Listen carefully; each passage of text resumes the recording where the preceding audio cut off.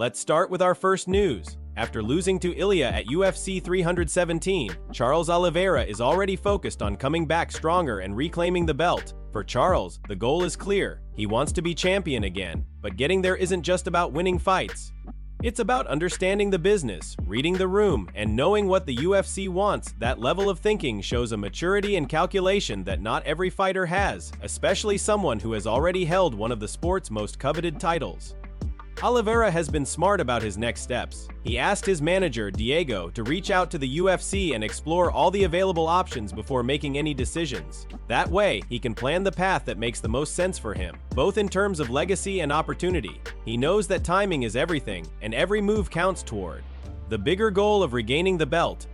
Meanwhile, Charles has also been thinking about the kind of fights that would excite the fans. He doesn't shy away from the big names. Nate Diaz and Conor are fighters he wants to face if a title shot doesn't come immediately. I'm after a belt, I want to be champion again. But nobody's stupid, everyone's doing their calculations. Oliveira said he acknowledges the business side of the sport, understanding that matchups aren't just about rankings, they're about drawing attention and creating moments that people remember. He sees a fight with Nate as a perfect example of that. Would a fight with Nate be good? Absolutely, he's definitely a bestseller. It would make us money, and it would be a great fight. Many people would want to watch, Oliveira explained. It's a matchup that makes sense both competitively and commercially, giving fans the clash they want while keeping his career trajectory in mind. At the same time, Conor keeps talking about a potential fight, and Charles hasn't ignored that either. He knows the anticipation and hype around a clash with Conor would be massive, and he's weighing every option carefully. Every fight he considers is part of a bigger plan, securing the belt again, making the right moves at the right time, and delivering moments that matter in the UFC. For Charles Oliveira, it's all about strategy, patience, and seizing the opportunity. The next chapter of his career is being written carefully, and whether it's Nate, Conor, or the championship belt itself, one thing is certain: he's coming back with purpose, determination, and a plan that could see him rise once more to the top. Move on to another news. Over the weekend, Renato Mono secured a victory against Chris Duncan with a rear naked choke in the second round. After the fight, Mono shared a story from his teenage years that caught everyone's attention. As a young fan, he once wanted to sucker punch Chael Sonnen for the way he disrespected Anderson Silva. Back then, he was so fired up that he even considered buying a flight ticket to attend a UFC event just to confront Sonnen in person. Mono explained, "When I was like 15 or 16, I looked up to Anderson Silva and all these guys, and then Chael was talking so much about Silva that I thought I needed to do something. I swear to you, if I saw him on the street back in the day, I would have tried to punch him." That level of passion shows just how much respect Mono had for the legends he admired. But over time, his perspective changed. "Now I see him and I say, man, this guy is a genius. You know how smart you have to be for a 16-year-old to want to punch you just because of what you say on the mic. That's not something I would do anymore. I just speak the truth. I say what I see," Mono added. His words reflect a maturity that comes from experience, realizing that Chael's provocations were strategic and intelligent rather than personal. Mono also shared a bit about his own journey outside the octagon. He's been active on YouTube, streaming fights in Brazil and building a strong following. Maybe you guys don't know, but I have been doing YouTube streamings in Brazilian. I have like 30,000 subscribers. During the last Charles Oliveira fight, I had 31,000 people watching live at the same time. He emphasized that his work has been reaching thousands of fans, proving that he has an impact beyond just competing in the UFC.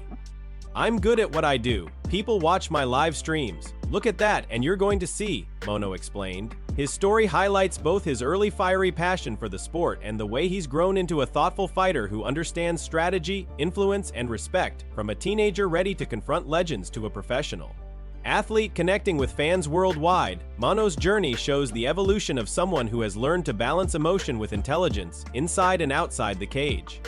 Move on to another news. Du Plessis recently opened up about his fight against Khamzat, admitting that the matchup didn't even feel like a fight because of how dominant Khamzat was. He explained that while every fight has its challenges, some matchups leave a bigger impression than others, both technically and physically. When asked about the toughest opponents he has faced, Du Plessis highlighted two names: Sean Strickland and Brad Varys. He made it clear that although the Khamzat fight was intense, it wasn't the hardest in terms of resilience and challenge. "The best guy I've faced, obviously. The Khamzat fight was one I lost pretty significantly. But that wasn't for me. That was just a fight, he said. He wanted to separate the concept of the best opponent from the toughest opponent, as the two don't always align. Du Plessis pointed to Adana as the most technically impressive opponent he has ever faced. Adana was the best guy I've faced just in terms of everything he's done, man. His timing, the speed, the power he kicks with, even takedown defense-wise. Everything. He was the most technical guy I've ever gone up against. For Du Plessis, facing someone with that level of precision and skill stands out because it tests every aspect of a fighter's game. On the other hand, the toughest opponents, according to Du Plessis, are those who absorb an incredible amount of punishment and keep coming forward. Toughest has to be Gradu. I mean, just in terms of the amount of shots they took, they just kept standing. Strickland more so takes the punches but rolls with it. Varus took some solid shots and he just kept standing. He explained that toughness isn't just about skill or technique, but about durability, mental fortitude, and the ability to push through pain, while staying composed in the octagon. Du Plessis' reflections reveal a fighter who not only assesses his opponents with a clear eye but also values both technical excellence and sheer resilience. Facing Khamzat may not have felt like a fight because of the dominance displayed, but Du Plessis recognizes the nuances that make someone technically gifted or incredibly tough. His perspective shows the difference between a challenge that tests skill and a challenge that tests heart, providing fans with insight into the mind of a fighter who measures every matchup carefully, appreciating both the artistry and the grit of the sport. Move on to another news. Islam Makhachev has blasted Ilya over what he calls made-up stories surrounding their fight that never happened, turning the cancelled matchup into one of the hottest topics in MMA. The lightweight bout was expected to take place on the White House card, but the fight never materialized, and speculation has been swirling ever since. Makhachev decided to address the narrative directly, setting the record straight and putting an end to the rumors that have been circulating online. According to Makhachev, the situation was simple. He received the call about the fight and accepted it without hesitation. However, the very next day, he was informed by the UFC that Ilya's team had requested a purse that the promotion was unwilling to meet. That's how Makhachev tells it, leaving little room for the sympathetic version that Ilya has been presenting in interviews. He even added that Ilya's own manager confirmed the key facts, backing up Makhachev's account. "I'm tired of hearing made-up stories from Ilya and his team," Makhachev wrote on X. "I got the call and accepted the fight at the White House. The next day, I was told he asked for an unrealistic purse. The UFC declined and he pulled out. That's it. Nothing more to it. Even his manager confirmed it. Ilya, stop talking. Every interview you give tells a different story. You pulled out and you know it." Makhachev's statement makes it clear that he wants to put the matter to rest. For him, the facts are straightforward. The fight was agreed upon. The request for a higher purse came from Ilya's team. The UFC declined, and Ilya withdrew. There is no hidden drama or conspiracy, just a simple business decision that prevented the fight from happening. His comments also highlight the frustration that fighters feel when public narratives are twisted or exaggerated, especially when the reality is far less dramatic than what fans and media might imagine. By addressing the story openly, Makhachev has not only defended his position but also intensified the conversation around his potential future matchups. Fans are left with a clear understanding of how the situation unfolded, and Makhachev's insistence on facts over rumors reinforces his focus on professionalism and accountability. The cancelled fight may never happen, but Islam's clarity ensures there is no ambiguity about who is telling the truth in this situation. Move on to another news. Jiri Prochazka is predicting big things for Alex Pereira at UFC White House this summer, believing the fighter has what it takes to make history. Prochazka, the former light heavyweight champion, says Pereira will defeat Cyril Gane and become the first fighter in UFC history to win titles in 3 different weight classes. His confidence in Pereira comes from watching his strength, skill, and how well he is adapting to the higher weight class. "I believe Alex can do that," Prochazka said on a Din Ross Kick stream. "Alex can do that, especially when I saw him, how his weight is going up. He's strong enough too, and in the stand-up, I believe he will be better. But Gane has a lot of movement for that." Prochazka's comments underline how he sees Pereira's striking as a major advantage in the upcoming matchup, even against a dynamic and mobile fighter like Gane. He also notes that the increase in weight won't compromise Pereira's power or technique, giving him an edge in both strength and stand-up exchanges. Prochazka knows firsthand the challenge that Pereira presents, having faced him twice for the light heavyweight title. Those 2 fights remain the only losses on Prochazka's UFC record, but instead of bitterness, he expresses respect and admiration for Pereira's abilities. His perspective is informed by experience, understanding exactly How dangerous a fighter of Pereira's caliber can be in the octagon. Despite his own setbacks, Prochazka says he is open to following Pereira to heavyweight in the future, showing that his focus isn't just on past results but on the opportunities that lie ahead. He recognizes Pereira's potential to achieve something unprecedented in UFC history and is excited to see him take on a new challenge against Gane. Prochazka's predictions highlight both the excitement surrounding UFC White House and the significance of this matchup. With Pereira aiming to become the first three-division champion, every detail matters, from weight management to striking technique and adaptability in the octagon. Prochazka's insight gives fans an inside look at what it takes to succeed at the highest level, and his confidence in Pereira adds another layer of anticipation for the summer showdown. The fight promises to be a defining moment, and Prochazka believes Pereira has the tools to seize history and cement his legacy as one of the sport's most dominant and versatile champions. Move on to another news. Jon Jones addressed a road rage incident he was involved in over the weekend. Sharing his side of the story directly with fans, footage from the event shows Jones reacting to a driver who was aggressively trying to intimidate him on the road. "What? Bro, trying to get in too.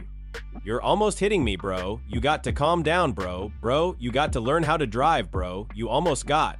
You got to relax yourself, bro. You're almost hitting me with your truck, bro. You're almost hitting me, bro. What the?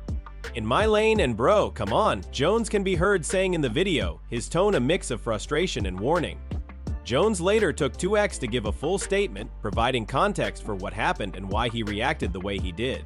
"This kid proceeded to chase my car down for 2 blocks, revving his engine and trying to intimidate me," Jones wrote. He explained that while the situation could have escalated, he remained aware of the potential dangers, especially for others on the road. "I am glad this happened to me and not one of the senior citizens in our community," he added, highlighting that his focus was on safety as much as standing up for himself. In his post, Jones expressed pride in his own response, emphasizing that he would not allow bullying or intimidation to go unchecked. "I am proud of myself for standing up for myself and not allowing that kind of bullying or intimidation," he said. His message reinforced that while he remains calm under pressure, he also expects respect on the road, and he will take action when necessary to protect himself and others. The incident sparked widespread discussion online, with fans weighing in on Jones' reaction and the other drivers' behavior. By speaking out, Jones not only clarified the facts but also set an example of handling a tense and potentially dangerous situation with awareness and composure. His statement reflects a fighter's mindset applied outside the octagon, staying calm, assessing the threat, and taking measured action when confronted with aggression. Jon Jones' road rage encounter serves as a reminder that even elite athletes face real-world challenges, and how they respond can make all the difference. His approach shows a balance of focus, courage, and responsibility, ensuring that he stands firm while keeping safety in mind for everyone involved.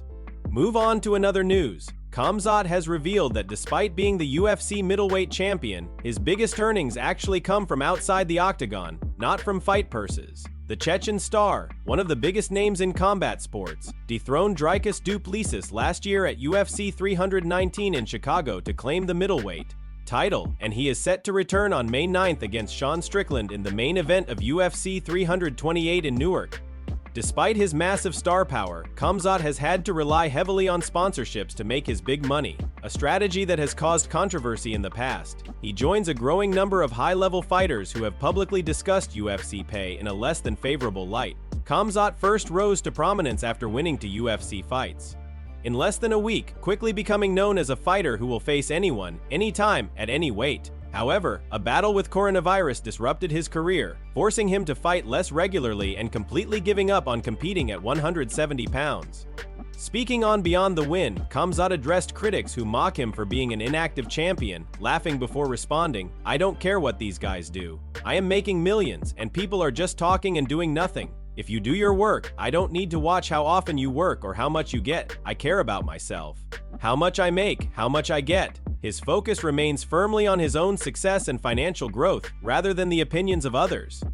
When asked about his satisfaction with UFC payouts, Khamzat added, "Of course, I've been living in the gym, and now I am living my dream." He also commented on the possibility of asking the promotion for more money, noting that while he might try, his real earning power comes from his personal brand. "I make more money outside the UFC because of what I've become, like Khamzat Chimaev. Wherever I go, people want to sponsor me, they want to do different things with me, and they send this and that."